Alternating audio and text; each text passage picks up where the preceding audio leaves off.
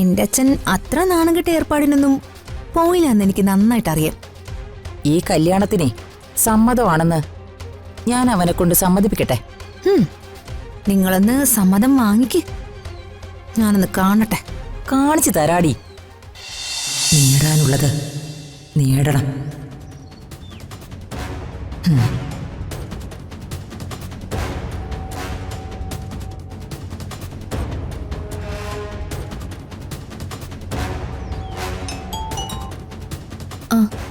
അംബികേച്ചി, നീ വീട്ടിലാണോ അല്ലെങ്കിൽ എന്തെങ്കിലും കാര്യത്തിന് പുറത്തു പോയിരിക്കുവാണോ? ഞാൻ പുറത്തേക്ക് ചേച്ചി. എങ്കിൽ ഞാൻ പറയുന്നത് പോലെ നീ കേൾക്കണം, അതുപോലെ അനുസരിക്കാവൂ. എന്താ ചേച്ചി, എന്തനുസരിക്കണമെന്ന് ചേച്ചി പറയുന്നത്? ഇതുവരെ നിനക്കൊന്നും മനസ്സിലായില്ലേ? ഇല്ല. എന്താ ചേച്ചിയുടെ ഉദ്ദേശം? എന്റെ ഉദ്ദേശം പകല് പോലെ നിനക്ക് വ്യക്തമല്ലേ? പ്രതാപനുമായിട്ടുള്ള നിന്റെ കല്യാണം അത് നടക്കണം.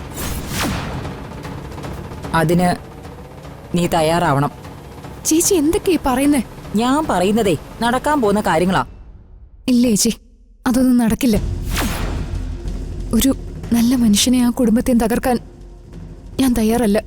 ദേ, ഞാൻ പറയുന്നത് അനുസരിച്ചില്ലെങ്കിലേ നീയും ഇല്ല, നിന്റെ കുടുംബവും ഇല്ല. എല്ലാത്തിനും ഞാൻ ഇല്ലാതാക്കി കളയും. പറഞ്ഞു കേട്ടോ?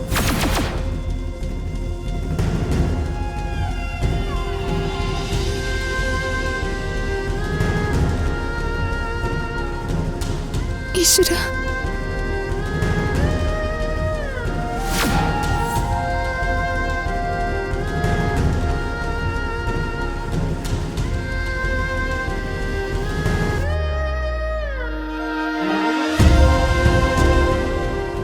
എന്താ നിങ്ങളുടെ ഉദ്ദേശം? ഉദ്ദേശം നിങ്ങൾക്ക് മനസ്സിലായില്ലേ? ഞാനിപ്പോ സംസാരിച്ചത് സിസ്റ്റർ പവിത്ര എന്ന കള്ളപ്പേരിൽ അറിയപ്പെടുന്ന മനക്കലെ സംയുക്തയോടാ. അടുത്ത ശുഭമുഹൂർത്തത്തില് കുന്നത്തുകാവ് അമ്പലത്തിൽ വെച്ച് നിന്റെ അച്ഛന്റെയും അവളുടെയും കല്യാണം. കല്യാണത്തിന് മുഹൂർത്തം കുറിപ്പിക്കുന്ന അന്നേ ദിവസം ഇവിടുത്തെ പൊതു ശ്മശാനത്തിൽ വെച്ച് നിങ്ങളുടെ ശവദാഹം. അതെ, അംബികാവർമ്മയുടെ ശവദാഹം നടത്താന്ന് നീ വ്യാമോഹിക്കണ്ട. അത് വ്യാമോഹം അല്ലല്ലോ മാഡം. എന്തായാലും എപ്പോഴായാലും നിങ്ങളുടെ മരണം ഒരു ദുർമരണമായിരിക്കും.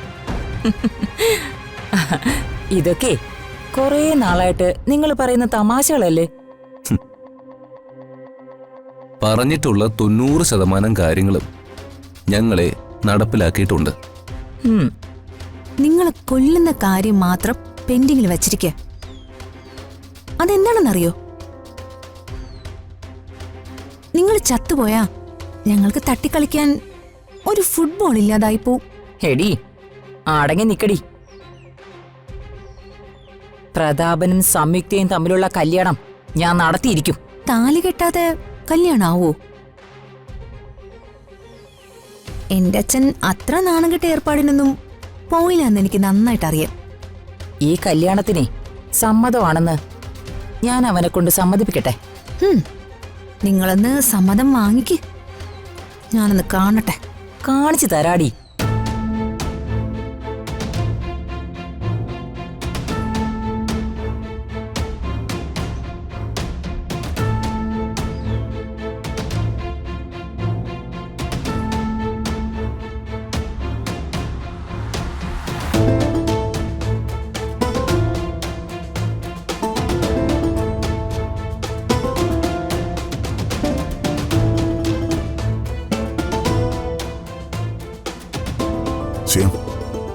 പ്രതാപ,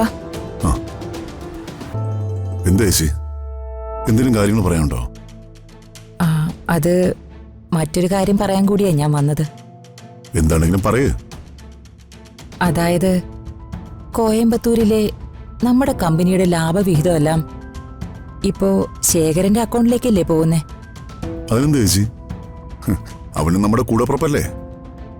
അതുമാത്രമല്ല, അവൻ എല്ലാ കണക്കുകളും കൃത്യമായിട്ട് എന്നെ ബോധ്യപ്പെടുത്താറുമുണ്ട്. കണക്കുകൾ ബോധ്യപ്പെടുത്തുന്ന കാര്യമല്ല ഞാൻ പറഞ്ഞത്. ആ കമ്പനിയുടെ ലാഭവിഹിതം അവന്റെ അക്കൗണ്ടിലേക്കല്ലേ പോകുന്നെന്നാ ചോദിച്ചേ. അതെ. അതാ എനിക്ക് പറയാനുള്ളത്.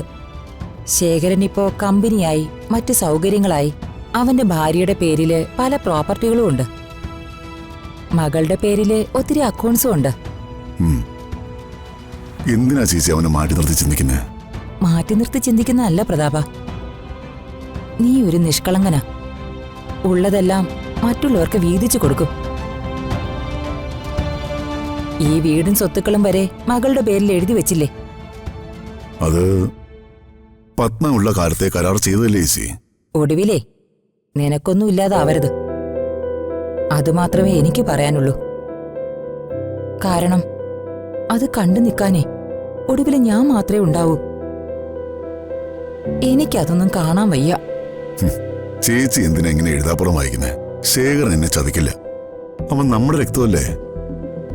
എന്നാലുവേ അവനിപ്പോ എല്ലാം ആയ സ്ഥിതിക്കേ ആ കമ്പനിയുടെ ഒരു 5 വർഷത്തെ ലാഭം അത് നമ്മുടെ ചാരിറ്റബിൾ ട്രസ്റ്റിലേക്ക് വിട്ടുതരണം. ആ, അതൊരു നല്ല കാര്യമല്ലേ ചേച്ചി? അത് കൊള്ളാം. അത് ഞാൻ അവനോട് പറഞ്ഞ് അങ്ങനെ തന്നെ ചെയ്യിപ്പിക്കാം.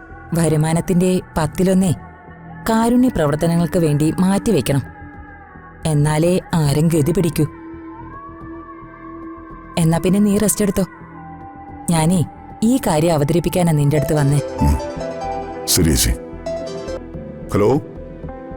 ആ, ഇല്ല, അതിലൊരു മാറ്റവും ഇല്ല.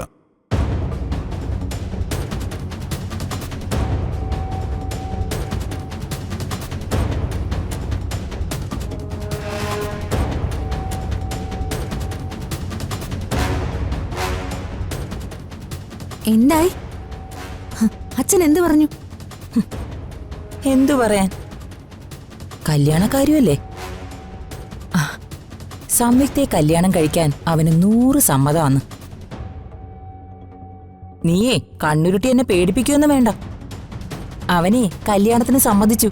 സമ്മതിച്ചെന്നോ? എന്നാ പിന്നെ ചോദിച്ചിട്ട് എന്നെ കാര്യം. നീ ചെന്ന് ആവശ്യമില്ലാത്തതൊക്കെ ചോദിച്ച് അവന്റെ കയ്യിൽ നിന്ന് മേടിക്കണ്ട. എനിക്കത്രേ പറയാനുള്ളൂ.